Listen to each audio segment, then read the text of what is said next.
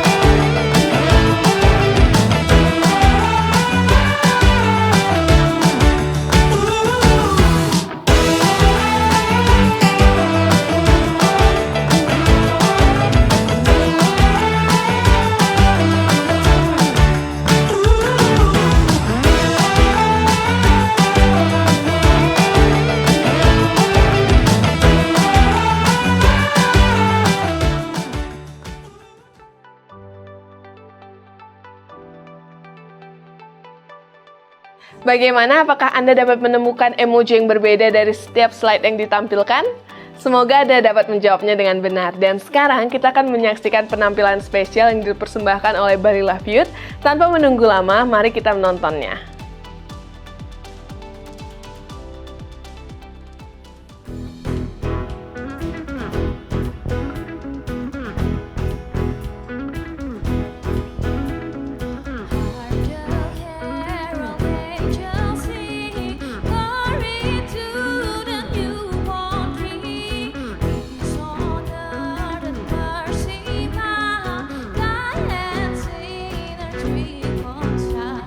Joy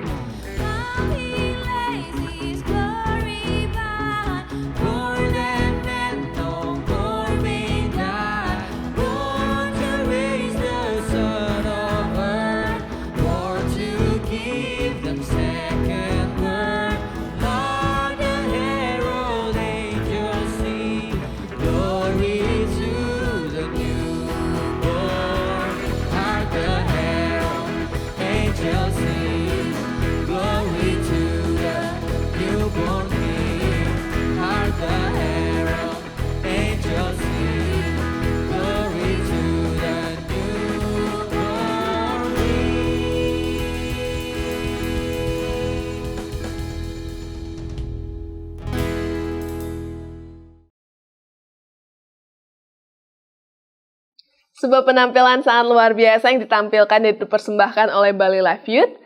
Tidak lengkap perayaan Natal tanpa menyanyikan lagu pujian Natal. Saat ini kita akan menyanyikan lagu pujian Natal Joy to the World.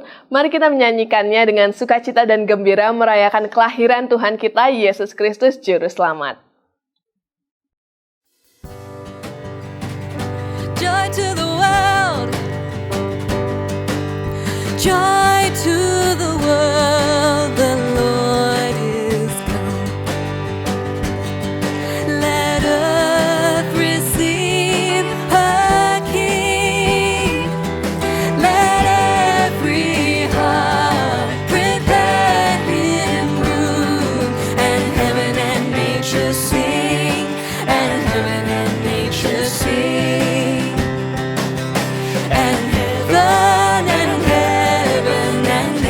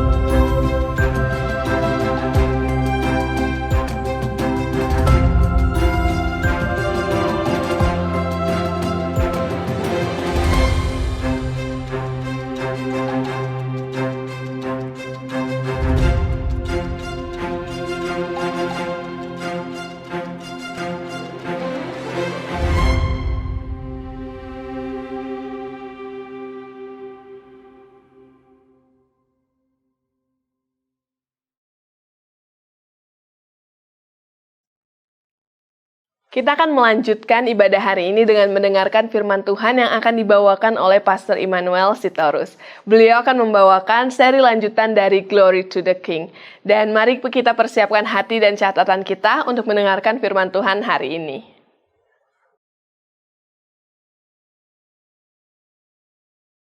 Oke, hari ini kita akan dengar firman Tuhan tentang makna Natal. Okay, today we're going to listen to the word of God concerning Christmas, the meaning of Christmas. Because karena tema kita adalah Glory to the King atau kemuliaan bagi Raja. Our theme is Glory to the King. Coba bisa bayangkan kira-kira kalau misalnya kemarin waktu G20, tiba-tiba Leli dikontak oleh salah satu presiden atau raja yang datang kemarin ya. Okay, can you imagine during G20, our Ibu Lely here is contacted by Terus one dibilang, of the Leli presidents. saya mau datang. And the president says, Lady, I want to come here. Mau datang ke rumah kamu misalnya kayak gitu. Oh, I want to go over to your place. Kira-kira apa yang akan muncul dalam pikiran Leli? What would Ibu Lely be thinking? Nervous. Preparing everything. Yeah. Gak punya uang juga, dibelilah apa aja yang bisa menyambut. Yes. Bisa bikin dekorasi. Kemudian apa lagi kira-kira? She's going to decorate her house, make it pretty, Iya, memesan makanan yang terbaik, betul? and order all the best food. Dan tentunya nggak memesan dari Gogo. Not from GoGo, yeah. Pasti dipersiapkan semuanya dengan sangat luar biasa, harus baik. So she'll prepare everything nicely. Apalagi kalau yang datang dari huruf B itu ya. Presiden dari huruf B itu ya. Oke, yang pintunya tebal sekali kan? Oke, nah sekarang bisa bayangkan ketika manusia atau orang penting yang akan datang ke tempat kita, So can you imagine if someone really important come over to your place, to your kita akan house? mempersiapkan segala sesuatunya dengan baik, betul? So we'll prepare everything perfectly. Menyambut, We'll welcome them, greet them, kemudian berpakaian yang rapi, and we'll wear everything perfectly, tuxedo maybe. mengundang teman-teman yang terbaik, betul? We'll invite our friends over. Nggak diundang tukang bakso kan? Pasti diundangnya pokoknya teman-teman yang terbaik yang nggak banyak yang nggak bikin malu, tanda So kutip. we'll invite all our extinguished friends. Betul?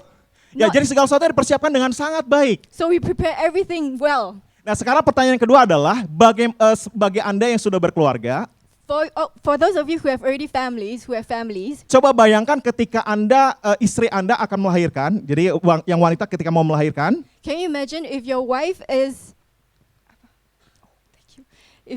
pregnant, is about to give birth, kira-kira akan milih rumah sakit yang terbaik, betul? you choose the best hospital. Dengan satu harapan bahwa anaknya akan lahir dalam kondisi baik dan ditangani dengan baik. Setuju? And you hope that your baby will be delivered well in a healthy manner. Kalau misalnya di rumah sakitnya waktu pas datang berkunjung sebelum melahirkan, kira-kira ada tikus di mana-mana.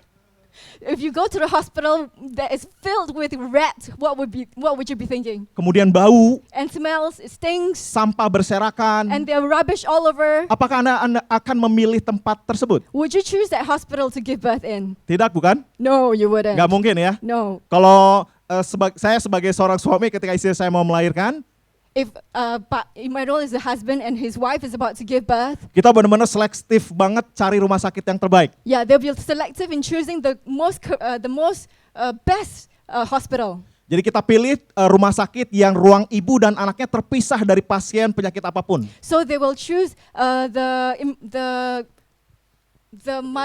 baby and mother's room to be separated from every other sicknesses, every other patients in the building. Ya, kemudian kita cek toiletnya. And they'll check the toilet. Bersih nggak? Is it clean? Are the toilets clean? Beneran, saya cek semuanya. Kemudian Yes. kita milih rumah sakit yang benar-benar bersih dan ada air panasnya di wastafel. So they will pick the hospital that is clean, and also if there's hot water. Ya, dan untuk memastikan bahwa istri saya bisa melahirkan dengan sangat baik, tenang, tanpa khawatir di rumah sakit tersebut. To ensure that Pastor Rachel is in a comfortable environment when she gives birth. Nah, jadi kalau sebagai manusia kita bisa memikirkan hal yang terbaik bagi orang yang kita kasihi. So can you imagine, as human beings, we are able to think the best for the people around us, for the people that we care about. Nah, ini ada satu cerita yang kita tahu bahwa Natal itu bicara tentang kelahiran Yesus. So Christmas is about the birth of Jesus. Dan di Alkitab dikatakan di Lukas, kita akan baca sama-sama nanti, In Luke it says bahwa kelahirannya tidak disambut meriah. That Jesus was not she didn't have a welcoming committee, yeah. Tidak ada hiasan, There were no decorations. tidak ada tulisan welcome, No welcome baby banner, Jesus, baby misal kayak gitu. Jesus. Tidak ada tulisan kayak gitu. No, nothing like that. Tidak ada singers. No singers. Ada sih malaikat ya. Maybe angels, yeah. Kemudian tidak ada konverti pos. Wah. No confetti. Nggak ada fireworks. No fireworks. Semuanya tenang. Everything was Maka dibilang silent night. everything was silent, everything was quiet. Namun ada berita penting di situ. But there is good news Yang kita perlu ketahui pada hari ini that we need to know about today, bahwa Natal that Christmas itu bukan bicara satu kemewahan, is not about something that is posh, tapi bicara tentang kesederhanaan. something that is simple. Christmas is simple. Bukan bicara tentang satu raja yang datang dengan mengharapkan satu sambutan yang meriah, Christmas is not talking about welcoming the king with pomp, tetapi seorang raja yang datang dalam kesederhanaan. but a king who came in a simple manner. Oke, baik, kita akan sama-sama baca di dalam Alkitab di Lukas 1 Luke 1, ayat 26 sampai 38. Saya akan bacakan di dalam bahasa Indonesia, dan bagi for you guys who speak English, you can see on the screen for the English version. Oke, saya akan bacakan pemberitahuan tentang kelahiran Yesus. Dalam bulan yang ke-6, Allah menyuruh malaikat Gabriel pergi ke sebuah kota di Galilea bernama Nazaret kepada seorang perawan yang bertunangan dengan seorang bernama Yusuf dari keluarga Daud. Nama perawan itu Maria. Ketika malaikat itu masuk ke rumah Maria, ia berkata, "Salam hai engkau yang dikaruniai, Tuhan menyertai engkau." Maria terkejut mendengar perkataan itu lalu bertanya di dalam hatinya, "Apakah arti salam itu?" Kata malaikat itu kepadanya, "Jangan takut hai Maria, sebab engkau beroleh kasih karunia di hadapan Allah. Sesungguhnya engkau akan mengandung dan akan melahirkan seorang anak laki-laki dan hendaklah engkau menamai dia Yesus. Ia akan menjadi besar dan akan disebut anak Allah yang maha tinggi, dan Tuhan Allah akan mengaruniakan kepadanya tahta Daud bapa leluhurnya. Dan ia akan menjadi raja atas kaum keturunan Yakub sampai selama-lamanya, dan kerajaannya tidak akan berkesudahan." Kata Maria kepada malaikat itu, bagaimana hal itu mungkin terjadi, karena aku belum bersuami?" Jawab malaikat itu kepadanya, "Roh Kudus akan turun atasmu, dan kuasa Allah yang maha tinggi akan menaungi engkau. Sebab itu anak yang akan kau lahirkan itu akan disebut kudus, anak Allah. Dan sesungguhnya Elisabet saudaramu itu, ia pun sedang mengandung seorang anak laki-laki pada hari tuanya, dan inilah bulan ke-6 baginya, yang disebut mandul itu. Sebab bagi Allah tidak ada yang mustahil," kata Maria. "Sesungguhnya aku ini adalah hamba Tuhan, jadilah padaku menurut perkataanmu itu." Lalu malaikat itu meninggalkan dia. Minggu lalu saya sudah sampaikan di dalam khotbah, So last week Pastor Emmanuel has preached untuk kita bisa sama-sama baca kisah di kitab Lukas 1 ini and gave us homework here to read dan Luke 1 bisa merenungkannya. and also to reflect on it. Bahwa ada satu pesan penting di sana dikatakan dari perawan Maria. There is a message about the Virgin Mary. Itu merupakan satu cara Allah It's one of God's ways dalam kekudusannya in His holiness masuk ke dalam unsur reproduksi manusia to enter into the human reproduction system tanpa proses pembuahan biologis. without the process of biological fertilization. Bagi Anda yang paham dengan di pelajaran biologi, kalau misalnya masih ingat ya, bahwa ada proses pembuahan sehingga akhirnya baik itu semua makhluk hidup bisa menghasilkan keturunan. So if you know biology, there is a process to reproduction, yeah? Jadi bisa bayangkan bahwa Allah dalam keagungannya So God in His holiness, yang tidak dibatasi oleh ruang dan waktu, and He's unlimited by time and space, namun menjalani proses dalam ruang yang sempit, yaitu kandungan Maria. but He chose to undergo this 9th-month process of being in Mary's womb. Dan dalam waktu 9 bulan. And in this 9th month, Jadi bisa bayangkan bahwa Allah nih pencipta. Jadi kalau misalnya kita melihat alam sekitar kita, misalnya pergi ke gunung, pergi ke pantai, indahnya pemandangan itu. so this is God, talking about God the creator, the one who created the mountains and the earth and Nah, everything. Allah yang menciptakan itu semua, The God who created everything. yang tidak dibatasi ruang itu, ini ruang ya, kita terbatas dengan ruang ini. Kita nggak bisa tiba-tiba ada di Jakarta dalam waktu yang sama, karena kita dibatasi oleh ruang. Who's not limited by time and space, yeah, like us.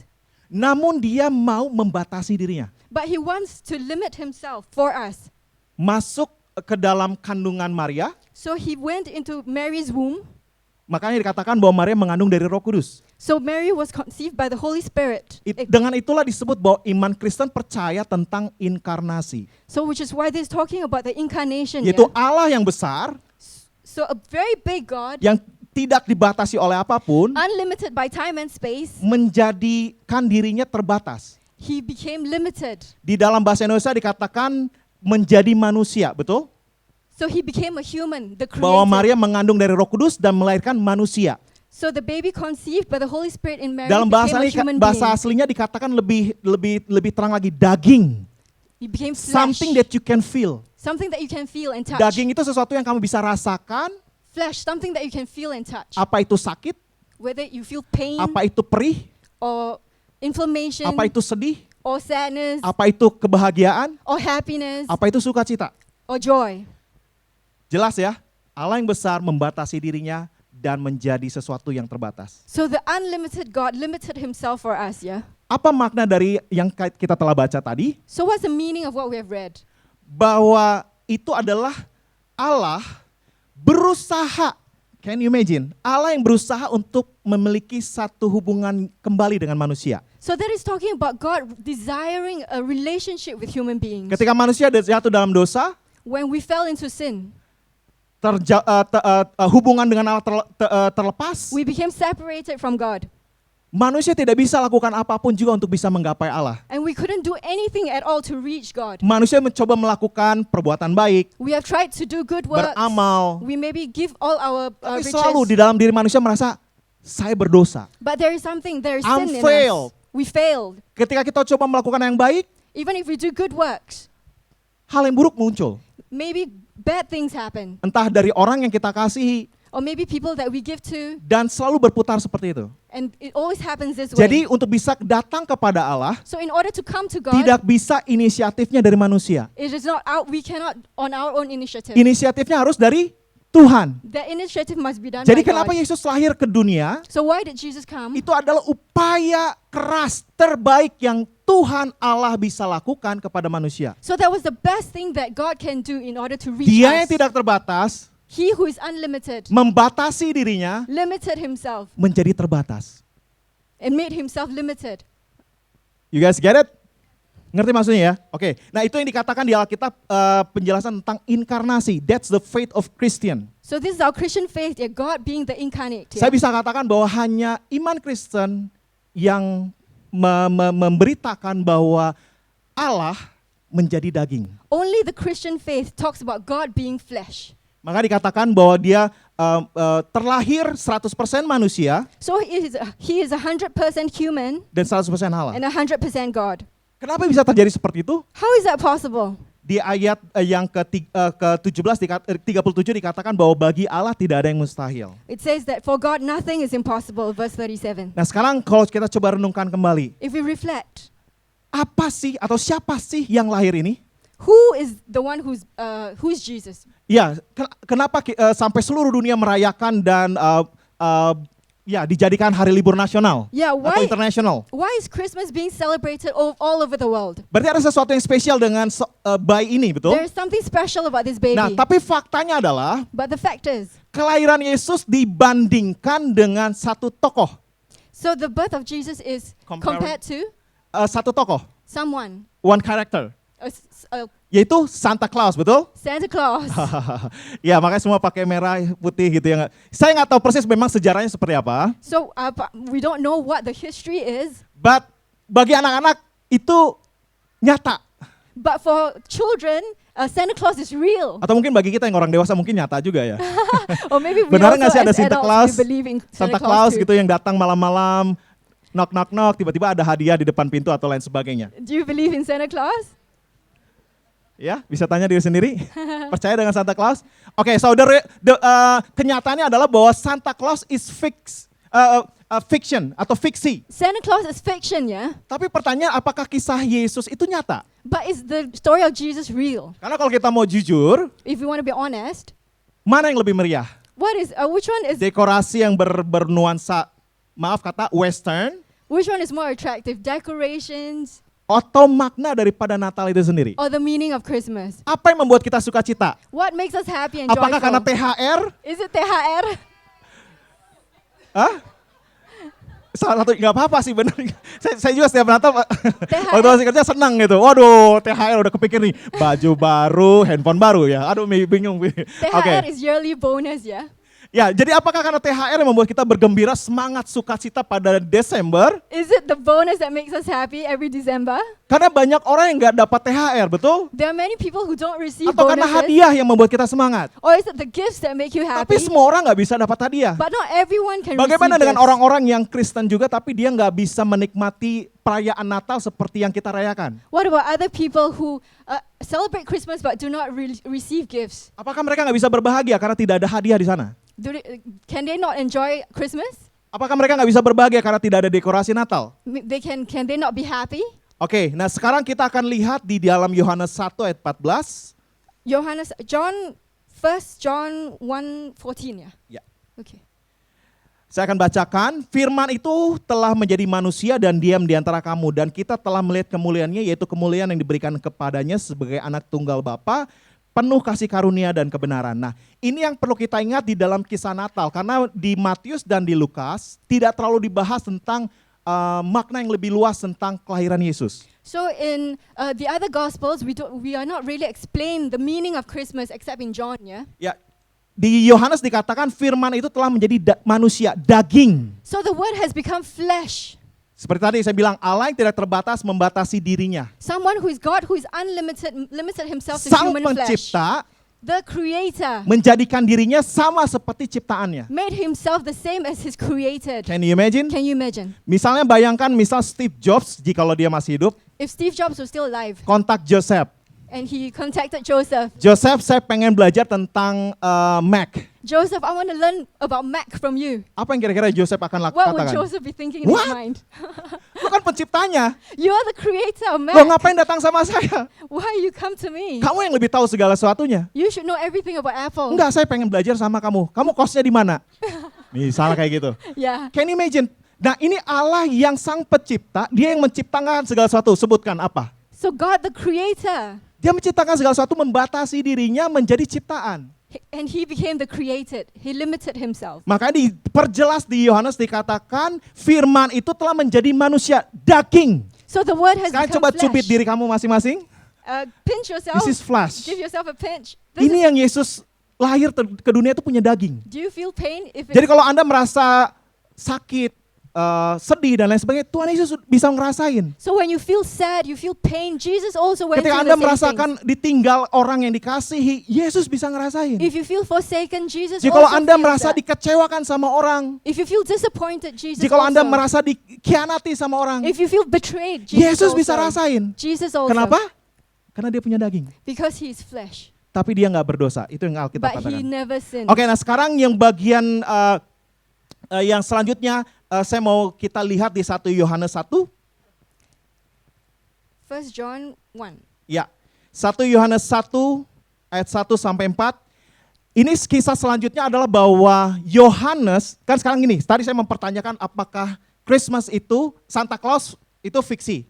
Santa Claus is fiction, Tapi apakah kisah Natal, kelahiran Yesus itu fakta? but is Christmas, the story of Christmas, real? Karena ini penting bagi kita, This is important to us supaya kita tidak kehilangan sukacita. because we don't want to lose our joy. Karena kita kenal apa makna Natal. Because we know the meaning of Christmas. Nah, di 1 Yohanes 1 ini, So 1 John 1, saya akan bacakan buat kita semua. Dikatakan, apa yang telah ada sejak semula, yang telah kami dengar, yang telah kami lihat. Oke, perhatikan baik-baik, dengar, lihat, dengan mata kami, yang telah kami saksikan. Saksikan, evidence, saksi. Dan yang telah kami raba, touch. Dengan tangan kami tentang firman hidup. Firman hidup is talk about Jesus, Yesus. Itulah yang kami tuliskan kepada kamu. Jadi Yohanes waktu menulis ini, dalam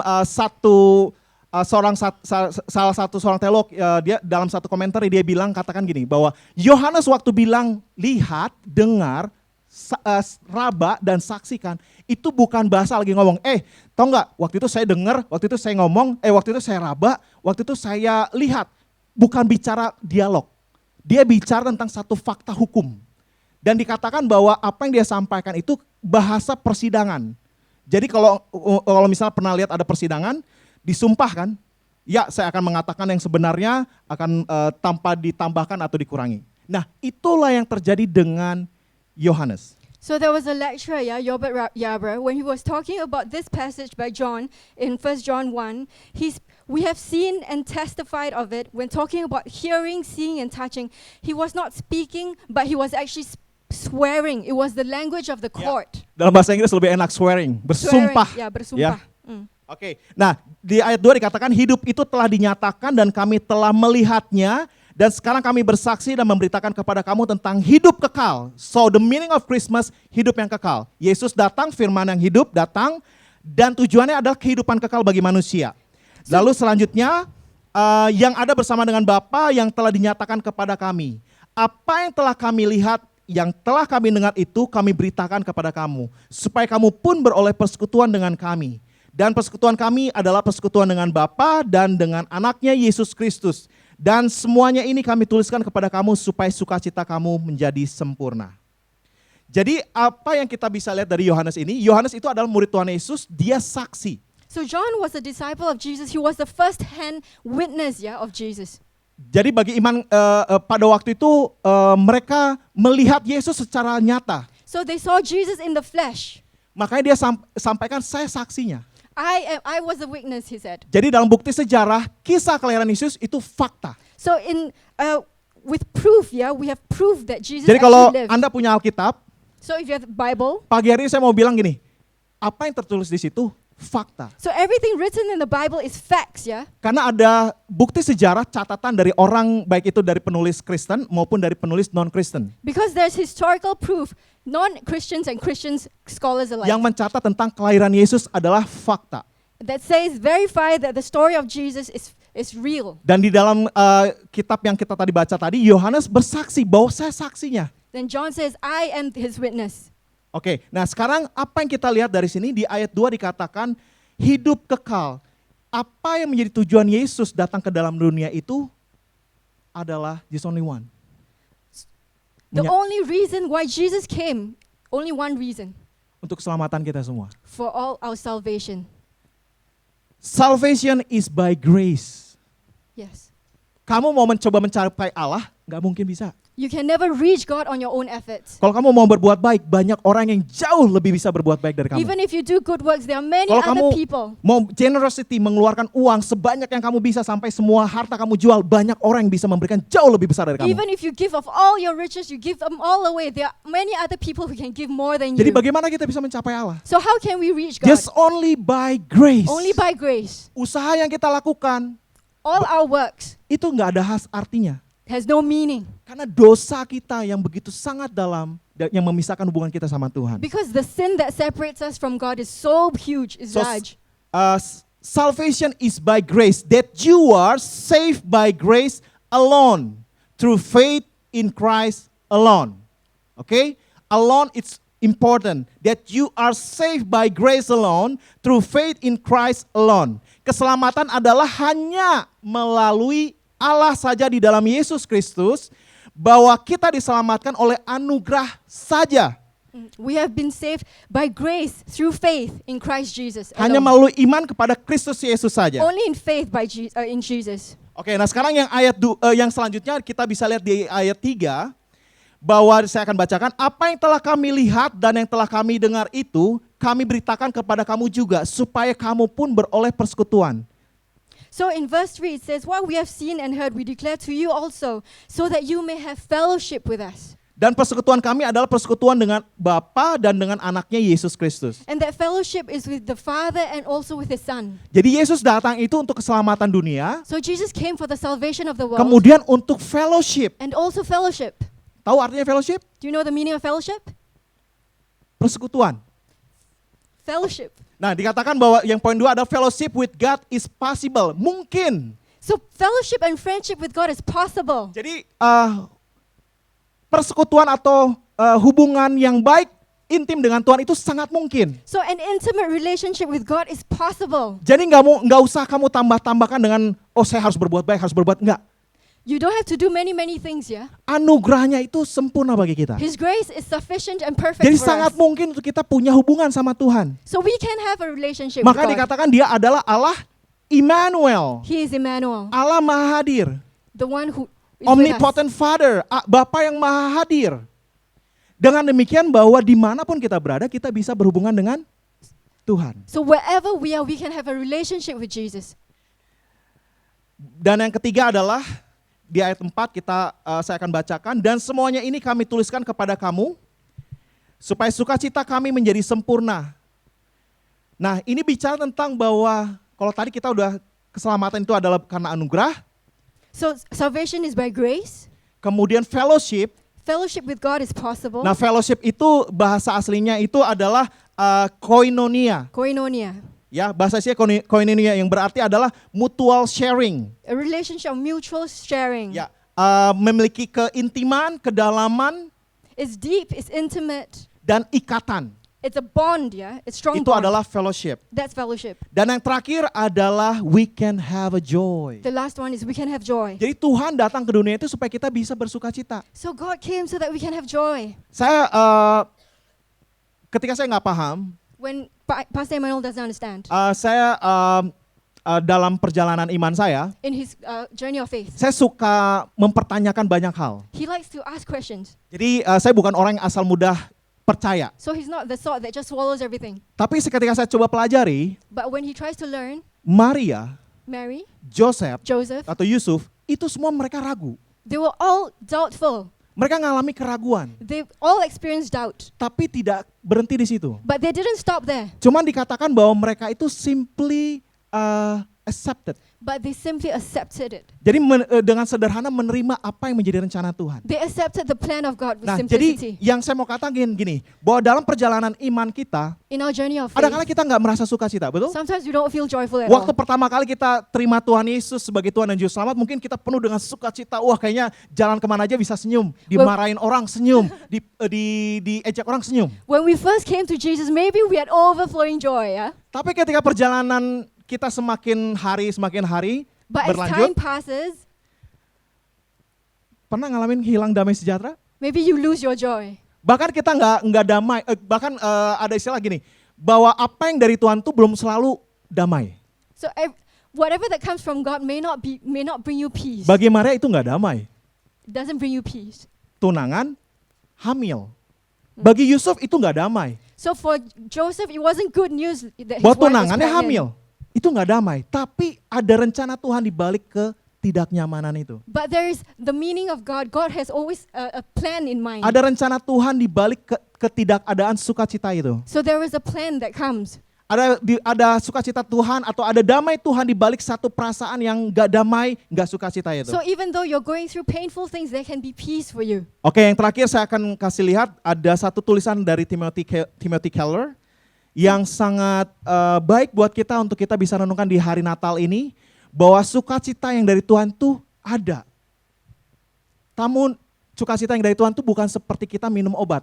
Jadi ketika kita minum obat, langsung reaksinya dalam beberapa waktu seketika langsung bereaksi. Enggak. So the peace of God is not some medicine that we can take that is instantaneous, yeah? Bukan seperti narkoba begitu ya. It's not narcotics, yeah? Dalam satu ketika langsung bisa terasa hasilnya. That we can feel the effects instantly. Tapi sukacita dan damai yang Tuhan sampaikan But the joy and the peace of God is talk about the journey of life. is the journey of life. Bagaimana kita berhubungan dengan Tuhan. How our relationship is Oke, with God. saya akan kasih lihat di sini. Ibu Hosana silakan bacakan. Oh, okay. The Christian life begins not with high deeds and achievements, but with the most simple and ordinary act of humble asking. Then the life and joy grow in us over the years through commonplace, almost boring practices, daily obedience, reading and prayer, worship attendance, serving our brothers and sisters in Christ, as well as our neighbors, depending on Jesus during times of suffering, and bit by bit, our faith will grow, and the foundation of our lives will become closer to that deep river of joy. Don't be put off by the ordinariness of the means of joy, for in that ordinariness is hidden the extraordinary riches of the gospel. Don't make the mistake that the world has always made. Yeah. Timothy Keller. Saya sangat diberkati dengan kalimat ini karena dunia selalu menawarkan hal yang fiksi. So maybe the world offers you something that is fake, a mirage. menawarkan hal-hal yang membuat kita wah. The world may offer you something that looks good, is attractive, Tapi dia nggak memberikan solusi dalam kehidupanmu. but he doesn't give you a solution or meaning to your life. Apa makna Natal pada hari ini? So what's the meaning of Christmas? That you have to admit you are a sinner. That's the most important. That's why we need Jesus as a savior. Jadi apa makna Natal hari ini? So what's the meaning of Christmas today? Bahwa kita harus menerima, We have to receive. menyadari We have to bahwa realize kita adalah orang berdosa. that we admit that we are sinners Kita membutuhkan Tuhan. and we need God. You need to be saved by grace. Kita membutuh selamat oleh karena anugerah. Yes. Dan yang terakhir, this is the hard things.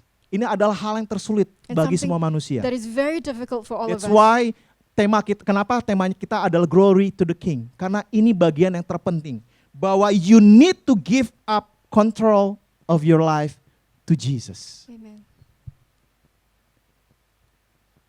That bahwa diri kamu itu bukan milik kamu, tapi Yesus. You are not on your own. You belong to Jesus. Jadi kelahirannya datang ke dunia itu adalah memberikan keselamatan bagi kita. So he came to give us salvation. Namun dalam menjalani kehidupan kekristenan, But when we're walking the Christian faith, seringkali kita nggak suka cita. many times we Seringkali we kita lose our mungkin nggak rasa joy. damai. We don't feel peace. Tapi apa yang Timothy Keller katakan? But what does Timothy Keller say? Sukacita itu bertumbuh dalam diri kita selama bertahun-tahun melalui praktek. That joy is Ada bagian yang harus kita lakukan. there's things that we must do. Baca Alkitab, Read the Bible. berdoa, Pray. datang ke gereja, Come to church. melayani, Serve your brothers and sisters. berkoneksi dengan orang-orang yang lain. Have relationship with other people. Maka dengan kita memberikan hidup kita, When we give our lives, dia akan damai itu. Maka dibilang di dalam Alkitab ada aliran-aliran air yang hidup keluar. then the river of joy will come from Itu our, yang memberikan kehidupan buat banyak so orang that juga. will give us life. Oke, saya mau ajak kita semuanya tutup mata kita. Close our eyes.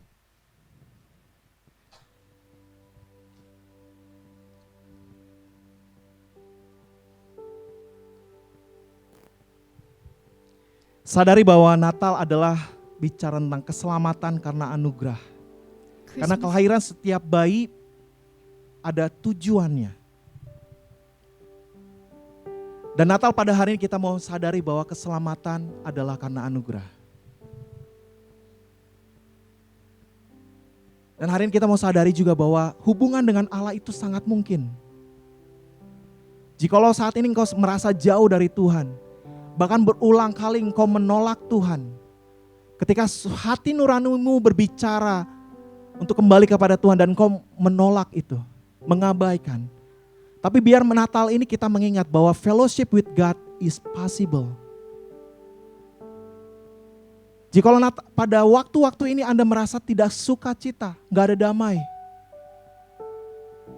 Tapi Tuhan udah berikan damai. Maka dikatakan damai kutinggalkan bagimu. Yang Tuhan mau adalah engkau berserah sama Tuhan. Karena penyerahan diri kepada Tuhan gak bicara cuma satu kali. Itu bicara setiap hari.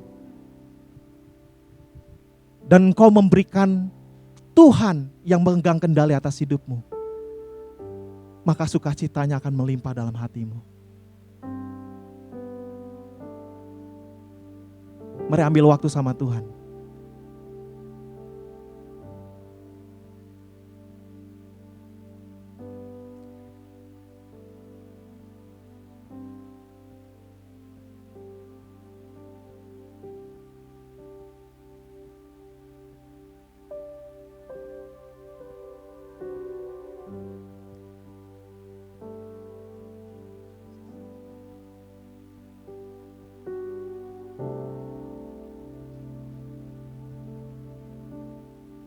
Ambil waktu sama Tuhan. Mulai terbuka sama Tuhan. Akui bahwa engkau perlu Tuhan. Akui bahwa engkau manusia berdosa.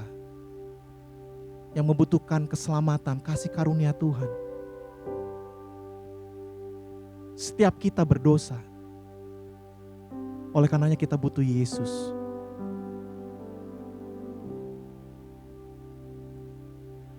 Pagi hari ini kalau ada di antara kita yang mungkin belum pernah dengan sadar penuh mengatakan bahwa saya mau percaya Yesus. Jikalau Anda semuanya dalam tutup mata, jikalau Anda merasa dalam hati, saya belum pernah menerima Yesus secara pribadi. Jikalau itu Anda, boleh angkat tanganmu, saya mau berdoa buat Anda. Jangan lewatkan Natal ini, momen ini dengan begitu saja.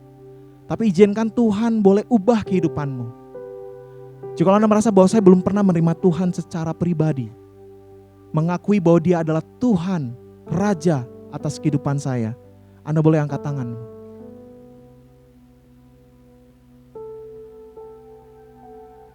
Dan yang kedua, jikalau Anda saat ini merasa bahwa Anda sudah jauh dari Tuhan,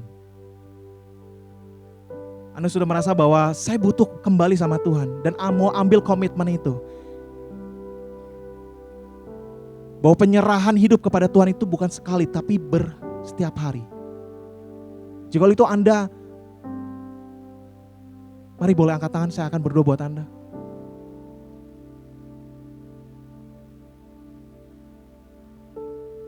Dan yang ketiga,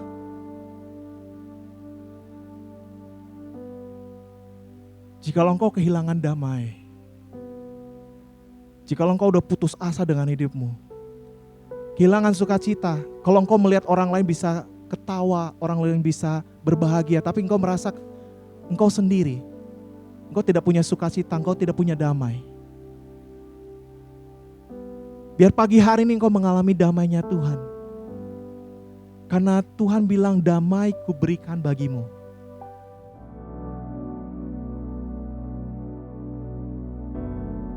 Mari kita merefleksikan firman Tuhan yang telah kita dengarkan tadi.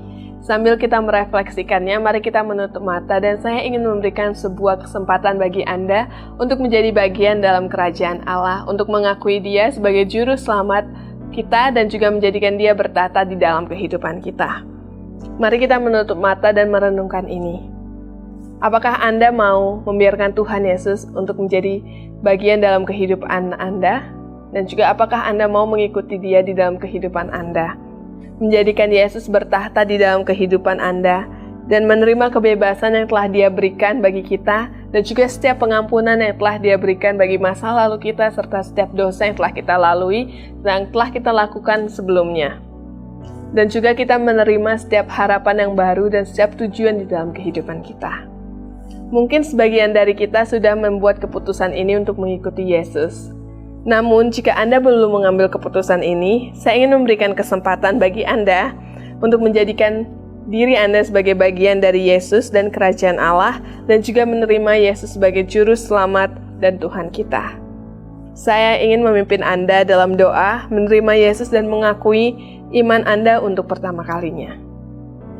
Ataupun jika Anda sudah menerima Yesus sebelumnya, namun kembali dalam kehidupan lama kita dan saat ini Anda ingin mengambil keputusan untuk mengikuti Dia kembali, saya ingin Anda juga mengikuti saya di dalam doa ini. Dimanapun Anda berada saat ini, mari kita bersama-sama mengucapkan doa ini. Tuhan, hari ini aku mengambil keputusan untuk mengikuti Engkau. Jadilah Yesus atas diriku, jadilah Tuhan dan Raja atas diriku. Aku menerima kasih dan pengampunan yang telah Engkau berikan, dan aku menaruh setiap iman dan kepercayaanku kepadamu.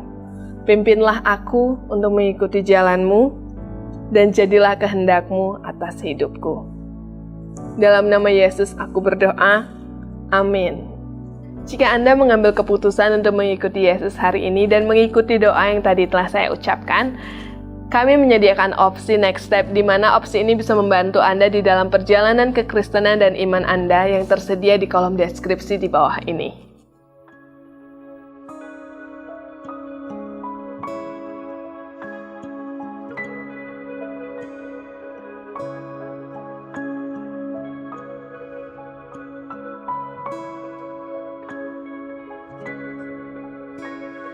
Child is this who laid to rest on Mary's happy sleeping, whom angels greet with anthem sweet, while shepherds watch are keeping.